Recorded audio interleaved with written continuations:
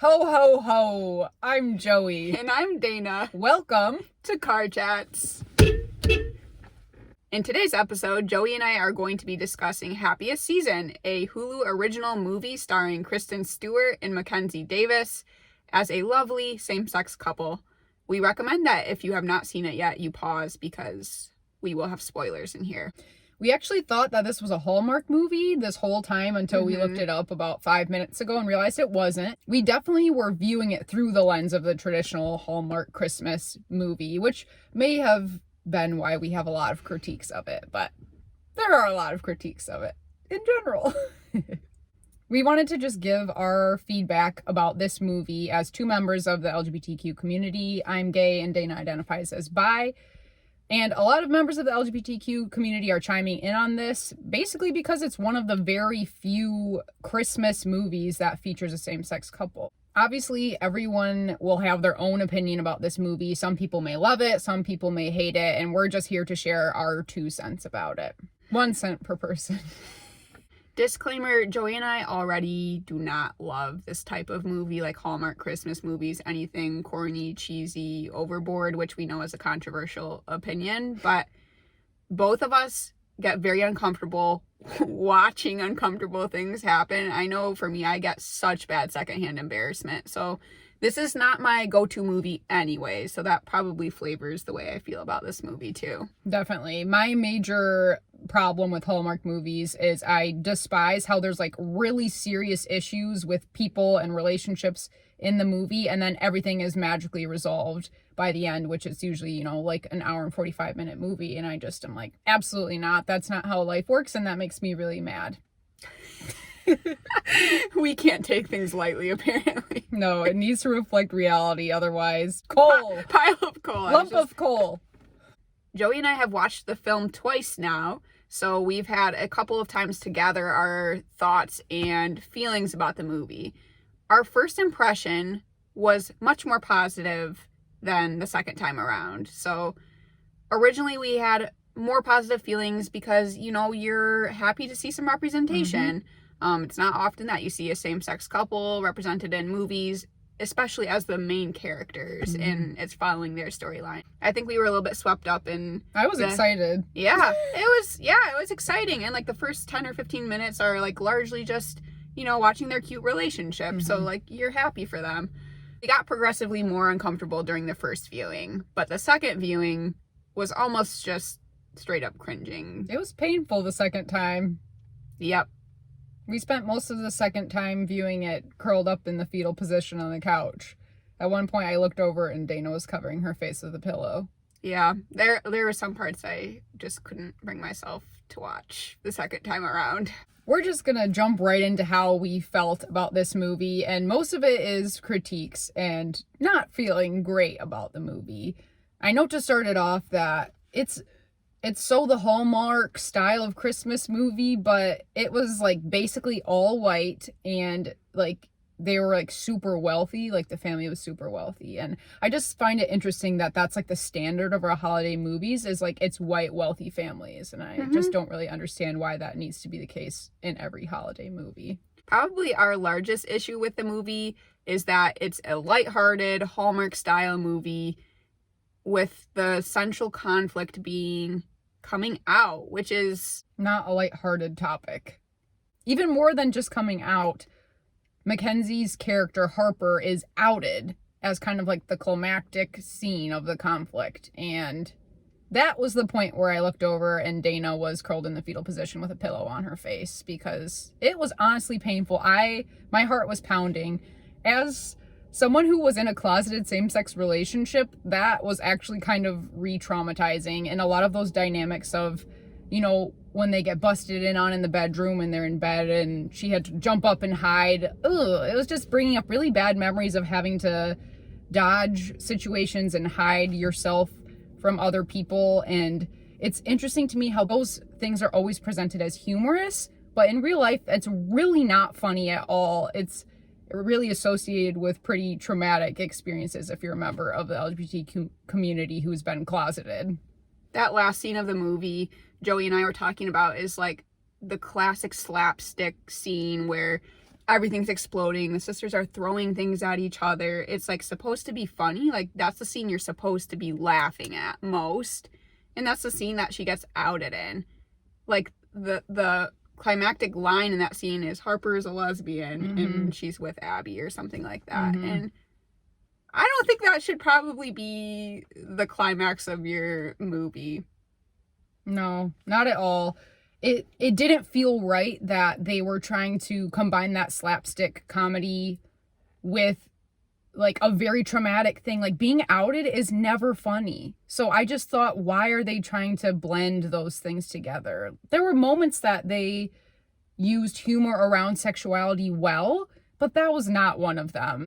It felt like they tried to make it okay by having several very substantive conversations throughout the movie, especially between Abby and her friend John, who was one of the saving graces of the movie. Like their follow-up conversation after Harper is outed, where he talks about how traumatizing some people's coming out experiences are. And that scene I think was good, but it felt like sort of a Band-Aid in some ways. It was a really good point of the spectrum of people's experiences with coming out, that he was like disowned by his father and kicked out of the house, and Kristen Stewart's character Abby was completely accepted and her parents said they loved her and supported her. Yeah, and I agree. I think that conversation was really meaningful, and it's good for members of the LGBTQ community and those who aren't in the community to know that like it is a very different experience for each individual. But yeah, it felt like they were trying to use that teachable moment as a way to say, like, it's okay what just happened. And meanwhile, as we're watching it, we're both just like, oh, this is so painful. No. I think what I was yelling at the TV most of the movie was no, nope, no, yes, no. Can confirm. Side note, if Abby was trying to pretend she was straight when she was with Harper's family for Christmas, why'd she bring all her gay apparel?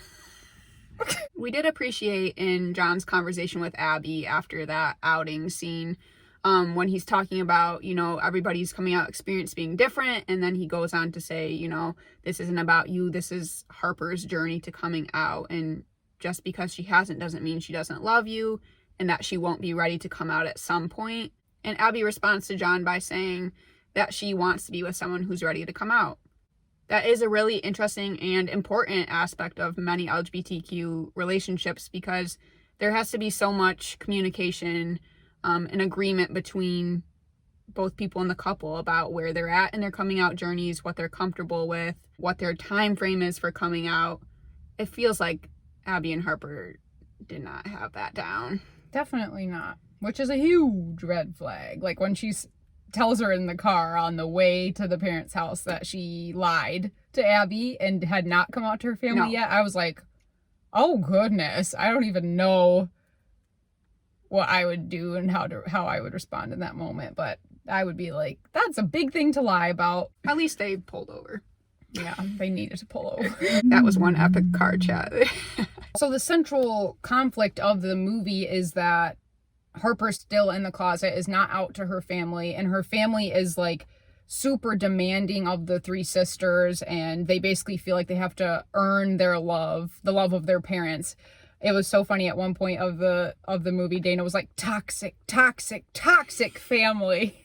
It's so cringy though. It's just there's so much that's unhealthy. And once again, like, I guess that's sort of the Hallmark type lighthearted Christmas movie, is everything's going wrong. But yeah, they were really hitting on some major problems that people have in families in real life, like bad communication, low levels of emotional intelligence, inability to talk about feelings, feeling like you have to earn people's love, all really terrible dynamics to have in real life familial relationships. And I thought it was actually a good commentary of the way that, like, when you grow up in a toxic family environment like that and you're part of the LGBTQ community, it can be super hard to come out. And that obviously was demonstrated through this, and how Harper struggled throughout the movie. She was trying to hide her relationship with Abby and trying to hide her sexuality from her family to save face and to be the image of the perfect family that her dad desperately wanted and that she thought her mom wanted too.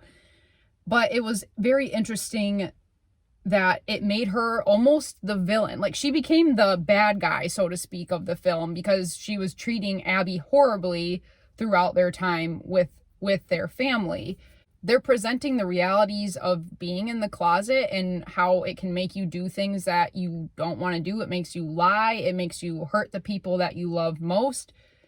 But it also made Harper's character seem like evil almost, or just like super, super mean. And I felt that almost negated the fact that it's like they're trying to show how painful it is to be in the closet, but it also made her the villain. It also makes you hate her. Who likes Harper in this film? Right. I maybe liked her in the first 5 or 10 minutes when it was just their cute little relationship, but then you just lose complete respect for her and their relationship as a whole because of that. Right. Which that's why I just feel kind of weird about that whole thing, because they're in one way they're doing justice to the difficulty of being in the closet and what it can do to you as a person, but in another way they're almost minimizing it by making her such an easy person to villainize, where it's like, is it her fault that society has put these standards on her that she feels like she can't come out, or she won't be the perfect daughter anymore? So it was just interesting to observe that whole dynamic. Was anyone else rooting for Kristen Stewart to get out now? Maybe even, run away with Riley. She seemed to be the better option at times. Yeah, they did a great job of destroying Harper and Abby's relationship in the course of 3 days in the film. Like, of course, they worked it out and they decided that they could be together in the end, but the amount of trust that was broken in that movie, and when Harper is outed, she does try to deny it, and she's like, I'm not a lesbian, and I'm not, and she kind of trails off, but like Abby walks out of the house and she's like, no way, I can't do this. And yeah, I was like, I don't know how you bounce back from that. It really would take a lot after that sort of breaking of trust within a relationship. I think it just feels to me like they minimize the traumas of being outed and having your partner deny your relationship in front of their whole family and friends, and then just has them happily get back together in the end. And again, like, that's the kind of stuff that is deeply, deeply wounding and really can't be resolved in a hour and 45-minute film. Can we just give a shout out to Jane, though, for being the MVP of the movie? I don't think I would have been able to sit through it the second time except for looking forward to her moments of glory. Yeah, that's so true. Jane's the third sister, and she's completely herself, and she's quirky and funny. She's like, I don't have any secrets, but I'm an ally. In the end, when all the sisters are revealing all of, their things that they've been hiding from the family. And yeah, she was just a beautiful example of someone living authentically, and I think that made her an extremely likable character. It was both sad and cute at the end of the movie when Harper goes chasing Abby down after she leaves and is like, I don't care what my parents think, because at that point she doesn't really know how her parents feel about her being out and being in a relationship with Abby, but she's like, I don't care what they think, all I need is you. And it's a very like endearing and loving thing for her to say, but I thought it hits on two things interestingly. One is that the terrible nature of LGBTQ people having to choose sometimes between their family's love, respect, and acceptance and their partner's love, respect, and acceptance, and just how devastating that is. And then two, because I'm such a critical person, I was like, Harper says, you're all I need. And I was just like, nope, wrong. You can't live your life well with only one other person supporting you. It's myself being like, well, don't forget about your other support networks. She clearly needs them in that toxic family. Yeah, true. We all know that the best romantic relationships are ones in which each person is their own individual self, fully still, and has their own healthy support networks around them outside of their partner as well. You at least have to have your John or... Yeah. Or John or your Riley. Your John or your Riley. Well, Riley might make things complicated. Oh, yeah. Overall, we're really happy and thankful to see that Hulu decided to make a film representing a LGBTQ couple. We just wish that they hadn't re-traumatized the LGBTQ community in doing so.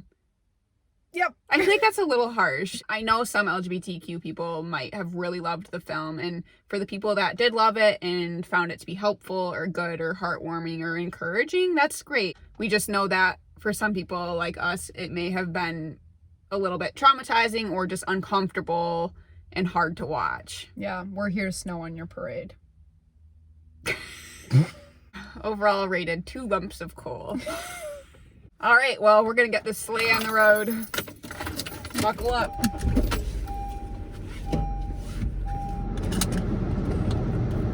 Happy holidays, everyone.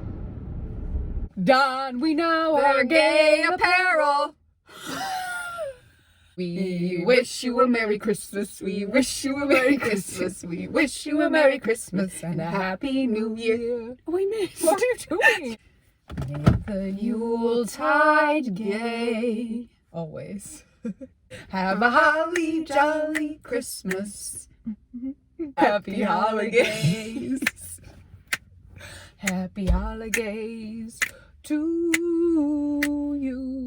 Did I make that up? I think so. Make the Yuletide gay. Do it. Oh, the garage just opened. We should get out of here. Okay, let's go now. No. Are we done? Fun!